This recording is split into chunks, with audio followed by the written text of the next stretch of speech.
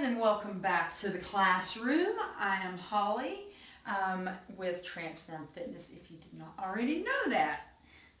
All right, today we're going to talk about part 2 of the diet study. If you haven't read part 1, go to my blog. I'll try to remember to put a link in there with this video.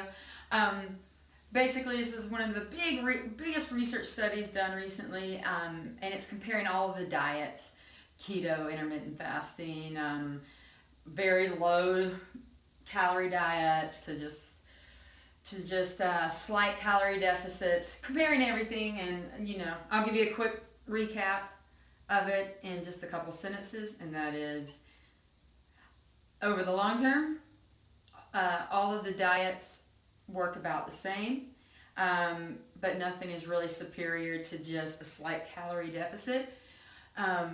And protein is the mitigating factor. So as long as you keep your protein high, you're more likely to lose weight and hold on to your muscle mass. Okay, but today we're talking about part 2 of the study. I haven't written the blog post yet. I'm working on it.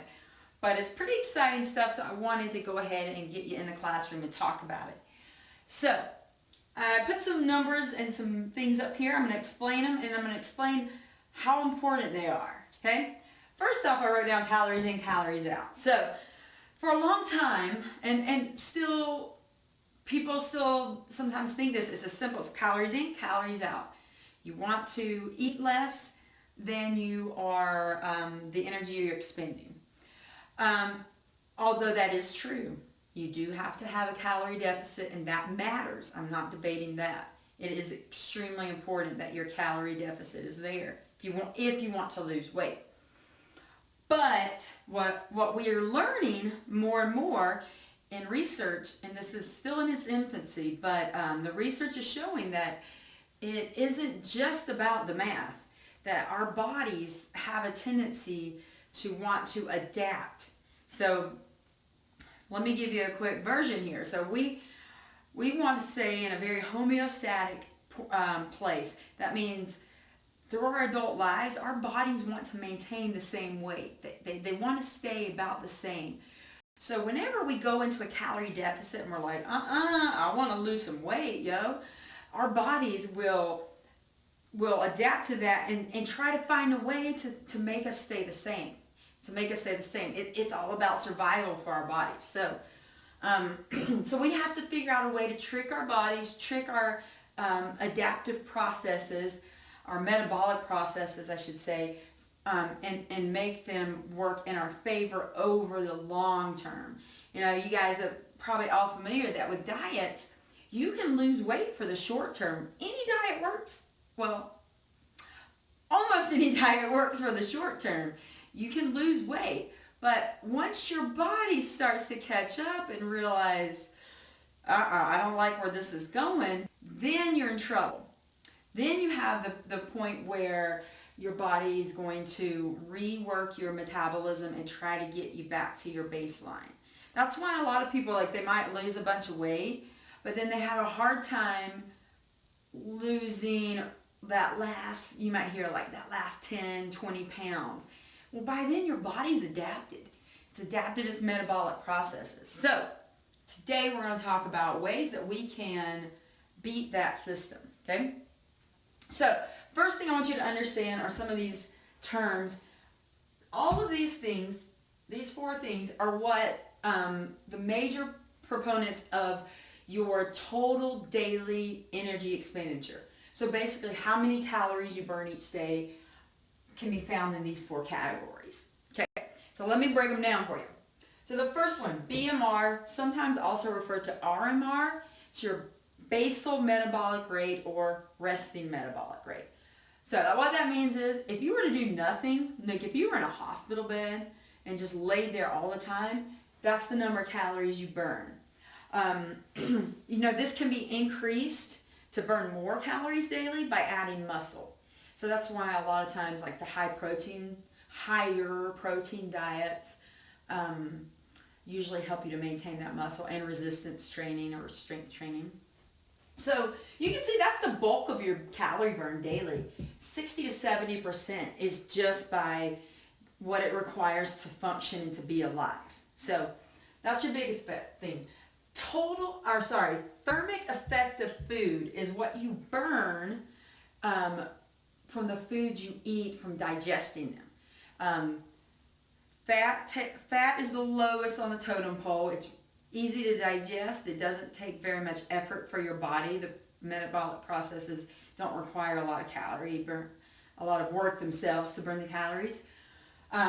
Carbohydrates are just above fats, and then proteins are well above them all. Proteins take the most work to digest. And so that's another reason why a higher protein diet works in your favor, is because of that. It raises that thermic effect of food, so you're getting closer to the 15% than the 8%. Okay, so now these guys, eat and neat, and that's kind of going to be the focus of our conversation today.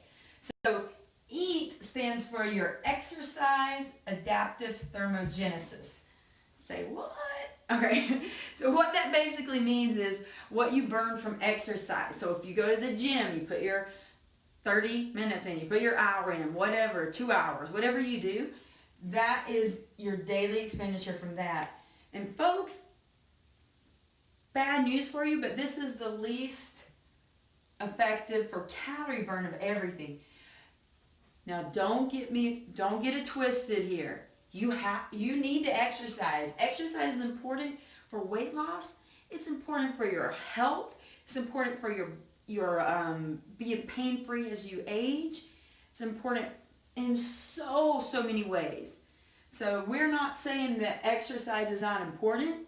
What I'm telling you is the research has shown that you can't rely on exercise alone to be your big calorie burner. You can't just eat well, exercise a couple, 2 or 3 times a week, and that's it. Okay? Even though it seems that way, and we've thought that way for a long time, what we're learning now in the research is the biggest effect on weight loss weight loss consistency over time is NEAT. And that is your non-exercise adaptive thermogenesis. So let's talk about that. Let's break that down some. 15 to 50%. I mean, you have a broad range there because it depends on what you're doing with your time, basically. And even more than that, it depends on over time what you're doing and how your body, because it's adaptive, so how your body is adapting to what you do. Okay, so I'm gonna point out a couple research studies really quick, and then we're gonna get into how this affects you personally. Okay, so one of the research studies, they took a bunch of women, like 40, 50 women, so it wasn't outrageous, but it was a pretty good study. These are women that are not obese, maybe slightly overweight, but not obese. And these are women who are premenopausal. So there you go. So not too old either. And they took these women and they measured, they put them on a diet and exercise regimen, but they put them on a very low calorie diet.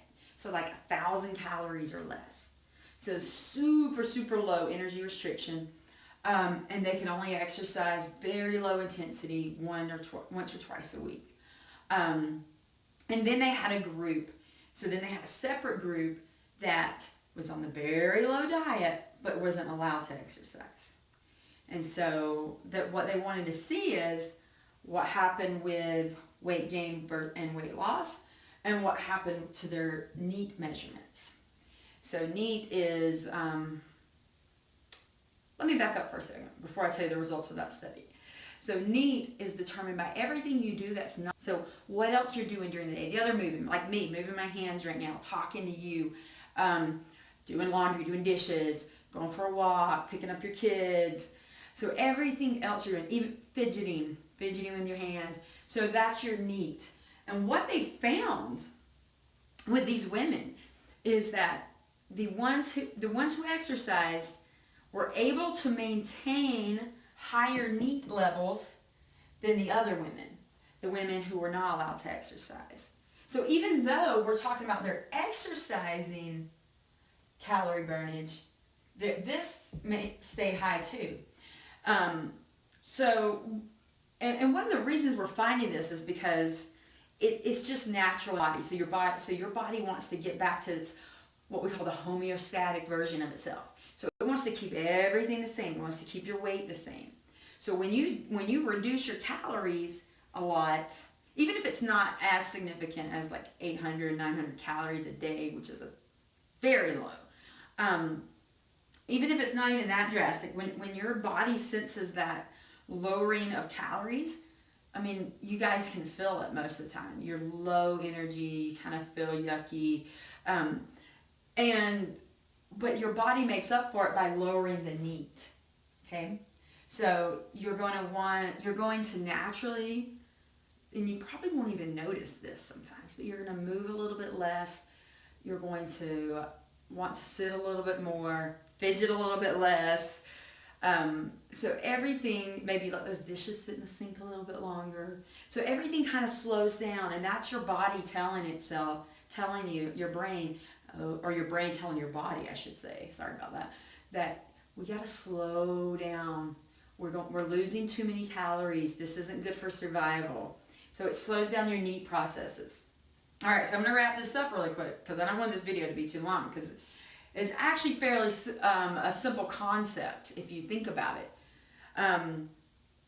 So one of the things that research has shown, I'm going to wrap this up really quick in this video, is that if you want to maintain these higher levels of NEAT, it's important that you're exercising at least a couple times a week, but it's also important that your calorie deficit is not extremely low.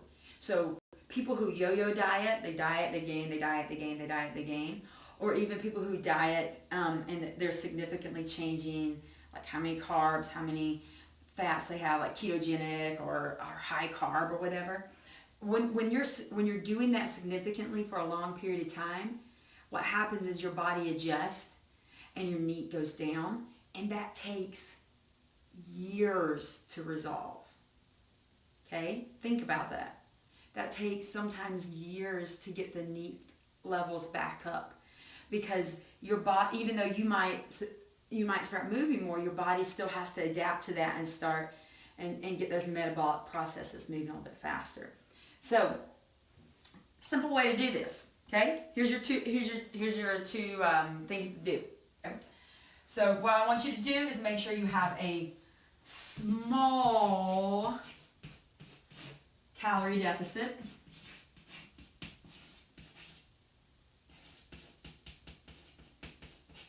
I don't know if you can read that, but there you go. So we're talking like 200, 500 daily is your deficit, minus 200, 500. So, and 500 is even the upper end. And if you're going up to 500, regardless, make sure you have a lot of protein. But if you're going up to 500, really make sure you have a lot of protein. Keep the muscle so this stays high. And then here's the second thing to help improve NEAT. Okay? Move. Okay? You can't exercise and then go sit around and watch Netflix all day. I wish that was the case. Wouldn't that be awesome? But instead, they found people who have like treadmill desk, or like sit on the bouncy balls at work, or people who have obviously active jobs. And we've heard take the stairs, park further away. But those things are so true, because not only do they burn more calories like that day in the moment, but they also help you to maintain your NEAT. So it helps you to keep that NEAT high, so your body, we're tricking our body. We're giving it a little bit of a calorie deficit, but not enough. And we're moving a little bit more, getting our NEAT up. But we're not getting it so significant that our body gets scared and stops and slows down and tries to back it off and slow down the NEAT. Okay? So I want you to think about moving. I want you to think about moving as much as you can. Strength training so you keep that muscle mass up. Okay, eating protein. These are your keys. Because if that NEAT drops, that non-exercise calorie burn, that's when it takes a while to bring that back. Okay, so one more time. Calorie deficit is small, and you're moving as much as you can outside of exercise. Okay, so you're moving, playing, going on a walk with your friends. Maybe you're watching your Netflix shows on the treadmill or on the bike instead of sitting down. Okay, maybe you're working on your blog post on your bike, inside bike, please, instead of sitting at the couch. Stretching more, that helps too. Okay, so anyway, like I said, I'm gonna wrap this up early. I'm not gonna make this as long as I like to do, but that is your summary of how to make your fat loss effective, and part 2 of our research study. I'll get the more in-depth blog article out to you soon, I hope. Okay, thank you for joining me, guys, and have a fantastic